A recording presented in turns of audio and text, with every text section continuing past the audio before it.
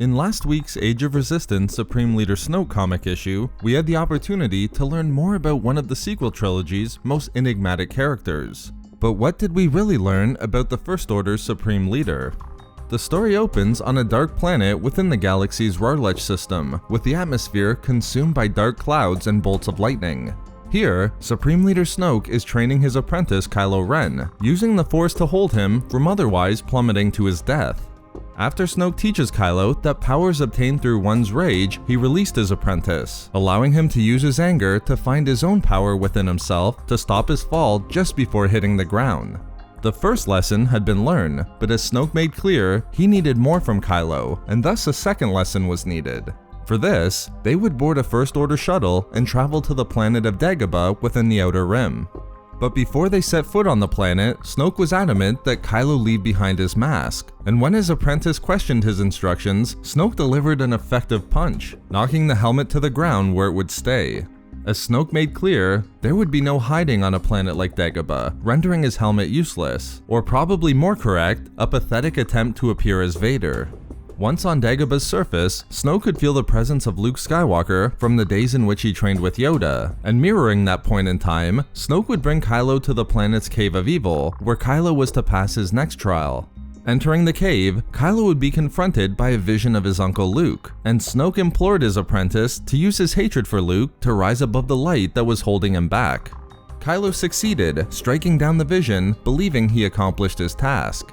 But there was another trial for Kylo within the cave.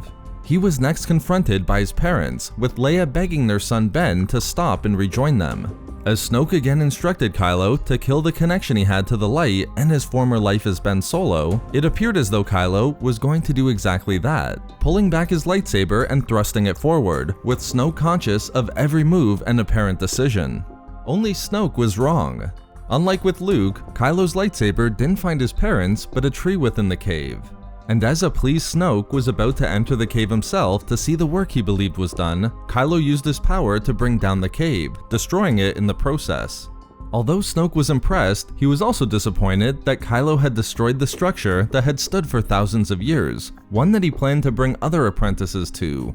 But much to the joy of his master, Kylo was clear: Snoke would need no other apprentice but him. Comparing the Supreme Leader Snoke issue with the now vast number of other issues in the Age of series, I'm probably more on the fence with this issue than any of its predecessors. What we received in the issue was interesting, but at the same time, I feel like a lot of the best reveals and revelations were given in benefit to Kylo's character, when I was hoping for a deeper understanding of Snoke. At the same time, don't get me wrong. First, the perspective given in the issue was Snoke's point of view, by far the best we've had in the entire canon other than the Episode 8 novelization. And second, I never like to review anything based upon what I was expecting or hoping to see, but I will say it is kinda difficult in this situation.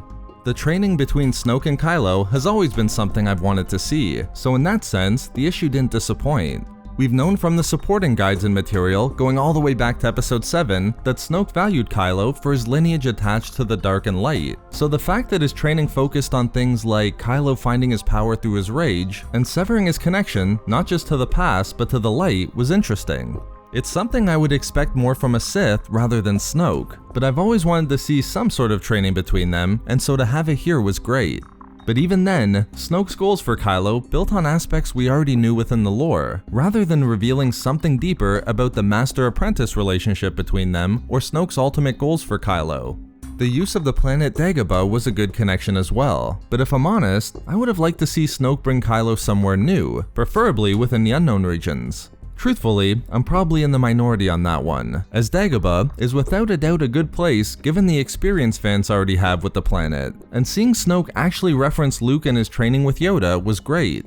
Snoke and his powers with the dark side have been established as unique to the unknown regions, so introducing that in an issue featuring Snoke I thought may have been possible. But again, the shared path of Kylo and Luke through Dagobah is a good addition to the lore in my opinion. The scenes within the Cave of Evil are much more telling than they immediately appear.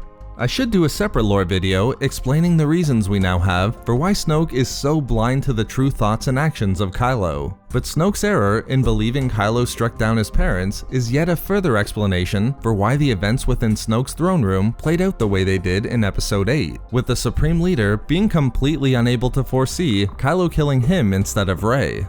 The issue builds on the novelization in this sense, not just showing how much Snoke underestimated and misjudged Kylo, but also his raw frustration and disappointment in him as an apprentice, always comparing him to Luke and Anakin. I like this part of Snoke's character, so having more of it in this issue was a big plus. At the end of the day, I believe the issue, unfortunately, tells us more about Kylo than it really does about Snoke. If you're a fan of Kylo and want some good information explaining aspects of his character from episodes 7 and 8, and possibly make some predictions about his fate for episode 9, I think there's a lot to take away from his experience on Dagobah. But in my opinion, some of these aspects could have been told in the upcoming Kylo Ren focused Age of Resistance issue, or the dedicated series about Kylo Ren's rise later this year. Certainly, I wasn't expecting a Tale of Lord Mammon type of issue where we get a brief synopsis of Snoke's entire life, but there's still so much to be revealed about the character, or just build off of from the information in the Episode 8 novel, that I would have liked to see some of them explored here.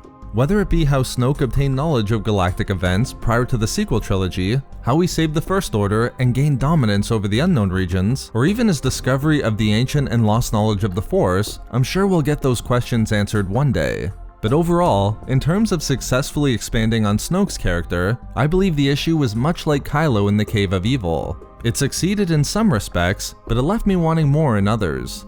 But those are just some of my thoughts and opinions on the Age of Resistance Supreme Leader Snoke issue. Please do not hesitate to let me know what you thought of the issue, whether it be what you enjoyed or didn't enjoy, or some ideas you have now that more Snoke material has been provided. I'd love to hear it. Thank you for watching, everyone, and as always, may the Force be with you.